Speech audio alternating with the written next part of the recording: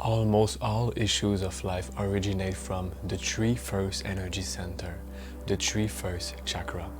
Now what are they related to when they are disbalanced? Muladhara. It is mostly disbalanced by fear, feeling of anxiety, not feeling safe where you are and always worrying about the next thing. The second chakra, Swadhisthana, is often blocked by being kind of guilty, feeling guilty to be happy, feeling guilty to do this and that, always this emotion, and mostly a lack of joy when you acquire external things to be joyful. The third chakra, Manipura, is connected to your self-confidence. Therefore, when you feel that you lack of self-confidence, this chakra is blocked. When you have a goal, a vision, but you're not finding yourself taking action daily to make it happen, it is just within your mind, always procrastinating, then for sure, this third chakra is blocked. And all trauma, also mostly, always sleep in those first energy center. And where I am going with this is Ashwini Mudra, an ancient yogic practice that has been practiced for more than thousands of years, is now becoming again popular in 2023. And it allows us to move the stagnant, dormant, negative energy from those three first centers, to rise them all the way up to your heart, your throat chakra, your third eye, your crown, and convert it into a possibilities for spiritual evolution. So it is extremely powerful and a necessity, because almost all of us, we speak of the third eye, of the crown and this and that, but we got blocked first chakras. Another example, if you sleep too much, if you love eating, you consider yourself as a foodie, if you think about sex all the time, it is very important to you. Just this is a sign that your first chakra is blocked. So can you think about the immensity of the work it can take just to rise above survival mode? And Ashwini Mudra, it will allow you to no more just try and believe it might work, this and that. You will know you are manipulating energy within your body, what we call as Kundalini, which always originates from the root chakra, the base. And with the proper technique, you can raise it all the way up to your third eye and the crown. And scientifically, it is also a fact, because with your spine, you have spinal fluid, and it moves all the way up to your brain and affect your pineal gland.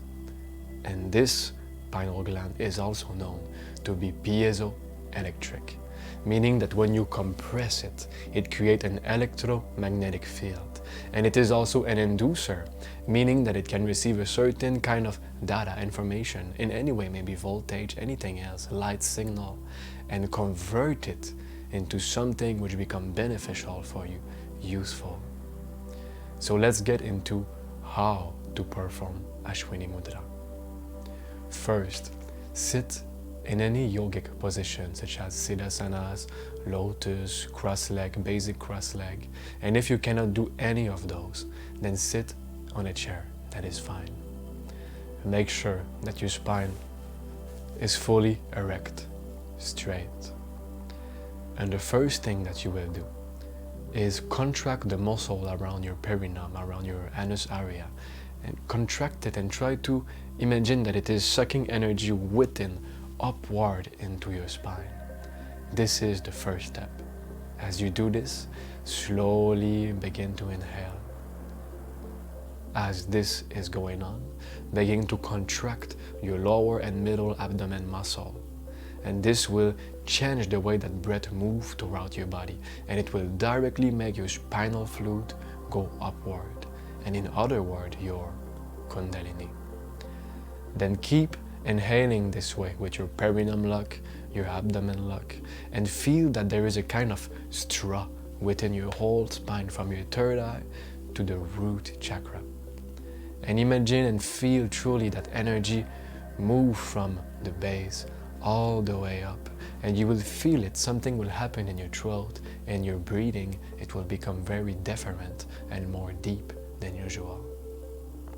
So keep going, and as you inhale, feel the energy moving from the first chakra, second chakra, third, fourth, 5, 6, and 7. Really feel it. And you can even move your spine a little bit like this when you arrive to Anahata and Vishuddhi. And you will feel the pranic energy, Kundalini, truly moving upward more toward your brain. And as you are done, you have fully inhaled. Just try to go on a little bit more. You will notice that as you feel that no more oxygen is getting in, you are starting to instead only get energy within yourself. There's no way to explain it, but if you do it, for sure you will feel it. And now, as you are fully filled with oxygen, Kundalini, pranic energy, whatever you want to call it, stop breathing.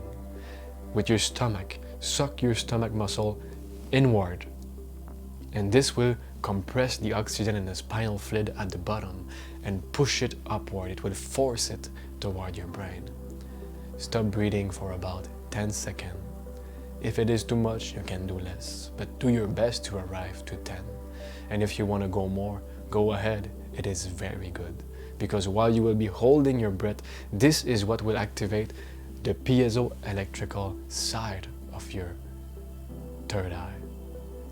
And when you are really, you can't hold it in anymore, exhale by the nose. And also inhale by the nose. Everything is done by the nose. And when you will exhale, not physically but energically, feel that energy is pushing downward from your butt.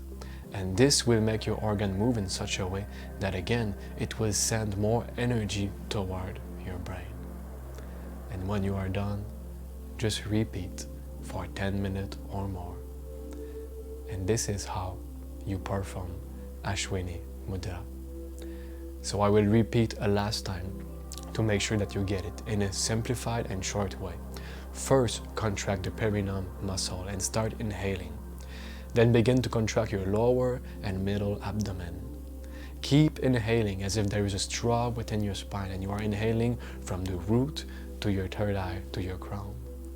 When you are full, stop breathing and suck your stomach muscle inward to push oxygen even further into your brain. Wait 10 seconds, then exhale as you are feeling energically that you are pushing downward from your butt. That is all. This is Ashwini Mudra. And I highly suggest you to perform it every day. It is extremely powerful, and I cannot even tell you exactly how you will benefit it, because the beauty of this practice is the fact that everyone is stuck into different chakra. And even people who are stuck in the same chakra, they might have a different type of blockage. But whatever is your blockage in any given chakra, you are going to balance it anyway, because you move it upward and convert it into spiritual possibility. So I will be looking forward to hear about your experience, what you feel as you do it. Let me know it in the comment. I love to hear about all of you.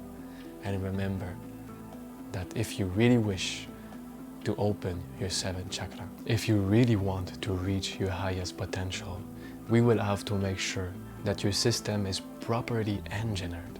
And when energy flows effortlessly, this is when you become poised within yourself, always calm no matter what is really happening.